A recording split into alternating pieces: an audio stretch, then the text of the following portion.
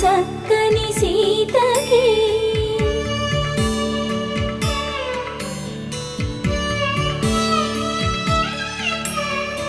ఎర్ర జాబిలి చేయి రాముడేడని అడుగుతుంటే చూడలేదని పెదవి చెప్పే చెప్పలేమని కనులు చెప్పే నల్ల పూసైన